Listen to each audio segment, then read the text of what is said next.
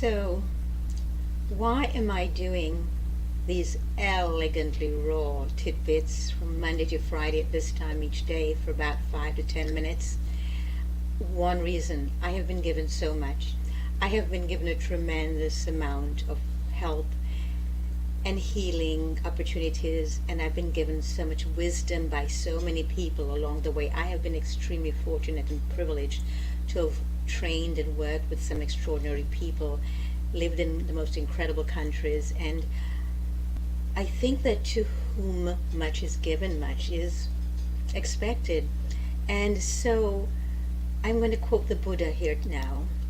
Every human being is the author of his own health or disease. I repeat, every human being is the author of his own health or disease, and this is what I've found to be true.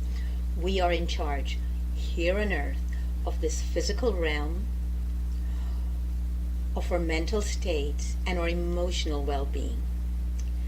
But if we've received a lot of trauma, experienced a lot of trauma as a child, it's been beaten out of us, yelled out of us, shamed out of us, humiliated out of us by others, especially grown-ups, particularly grown-ups, then it is hard for us then to find peace in this world and to really believe that every human being is the author of his own health or disease. We can take all of these traumas, restructure them, and use them for healing. I truly believe that. And that is why I'm doing this series right now with the difference between detoxification, purification, and cleansing. And I'm going to be going back and forth with them on a regular basis because I think it is important.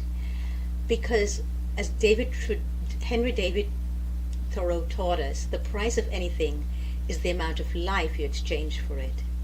So I think we need to really start focusing on our lives and what it is that we want from them, rather than just moving along with life willy-nilly and expecting things to happen to us without our own participation in how we wish to tread this treadmill of life. So life can either be a treadmill that leaves us behind, leaves us feeling flattened, diminished, exhausted, tired, depleted, or life can be the most exciting roadway to use and the most exciting maps to use in the roadway to ourselves. We are what we need to take time for here on earth. We need to find time for ourselves. We need to detox, we need to cleanse, and we need to purify on a regular level, because there's always so much happening externally of which we are not aware. So everything affects us, and that's why purification is important. So what's purification? I have put down below here my own definition of purification, which is to make pure. What does that mean? To free ourselves from anything that debases, pollutes, adulterates, or contaminates the body, the emotional body, the physical body, the emotional body, and our mental state and our mental well-being. Anything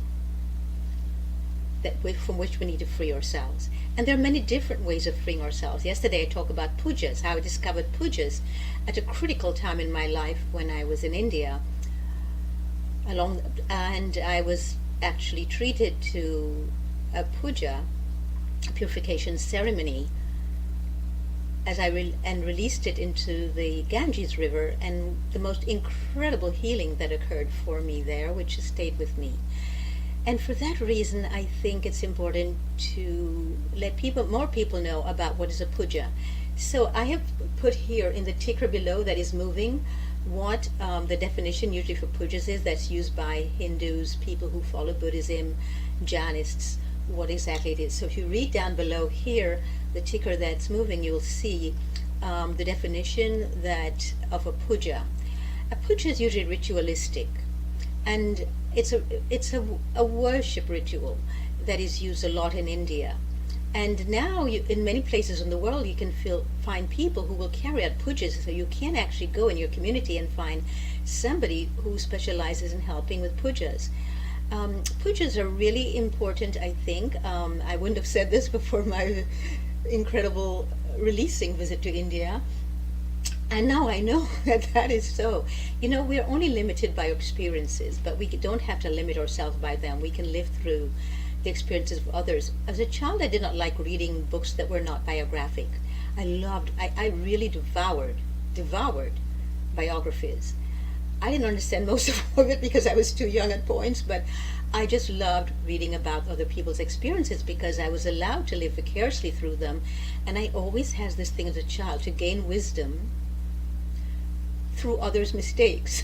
I wanted as a child and as a teenager and growing up to learn from other people's mistakes. I think there's so much we can learn from other people's lives and their high points and their low points.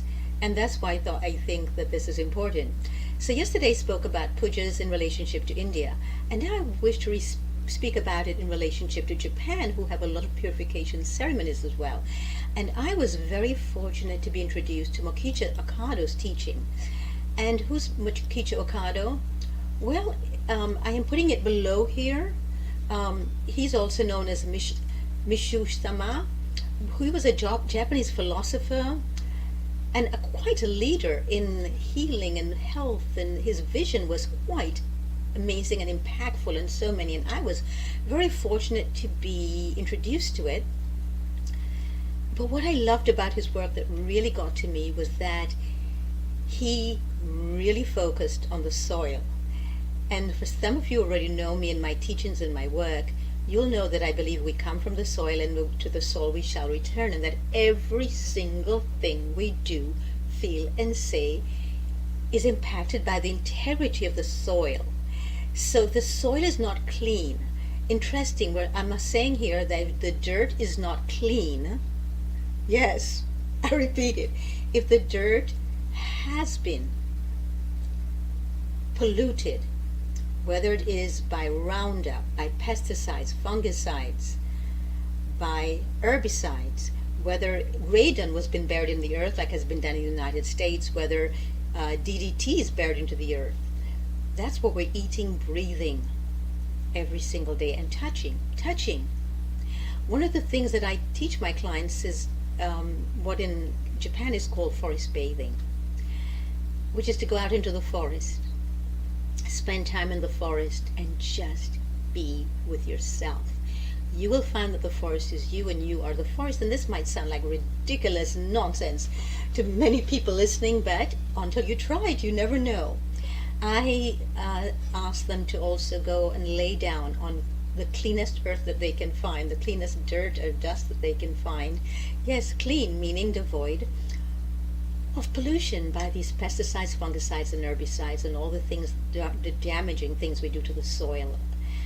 And just lay there, and you can usually tell where the cleanest, because it's where the animals will lay down as well. And so, especially, I'm talking about the animals in the wild, not the domesticated ones, although that does remain with them, and you'll find them searching for things like that when they go outdoors. And one of the things that I am inviting you to do is to reclaim your connection with the soil. Go and lie down on a patch of soil which seems clean, and just allow yourself to surrender to the earth until your heartbeat and the heartbeat of the earth synchronizes. It's one of the most healing things that we can do, and I think that needs to be one of the purification rituals in which we engage, and that's what I teach my clients as well. I teach them purification rituals along with everything else. So a lot of people say, what is it exactly that you do with your clients? Excellent question. I trust that I allow them to find themselves, that I give them pathways to themselves so that they can be their most empowered selves. Not their most empowered vision of themselves, because I'm always pushing the vision for them. I'm always taking them to higher and higher visions of themselves. But first I do it for myself. How can I teach somebody if I am not doing it myself? And so I encourage you all to really spend time with yourself in nature, on the ground, barefoot, walking barefoot on the ocean, walking barefoot, running barefoot, and just find out your own missing connections with the earth and heal that. Find ways in which to heal it. Find rituals, purification rituals in which to heal it. I'll be talking more of these as we go along. And I would like to leave you today with another quote. And this quote, I think, is important again, by Henry David Thoreau. The price of anything is the amount of life you exchange for it. So some of you, the price might be that you give up time watching television. Hip hip hooray, I say. That's one of the most important things, unless you're watching shows that really inspire you to live more fully and to live a life that's very impactful, and that you can actually say, I have lived. So, until tomorrow, please subscribe here below and click the notification button. Please leave your comments. I welcome them. Let's have a tete-a-tete here. Let's have a conversation back and forth, and let me know all the ways in which you purify yourself. Remember, water is often linked to purification, so you might say, I take baths with Epsom salts or lavender. You might say, I go out into the rain when it rains, and I just allow myself to whirl in the rain and enjoy being in the rain. So until next time, thank you very much for tuning in, and I'm going to leave you again with this quote. Purification is but the cleaning of the lamp glass which hides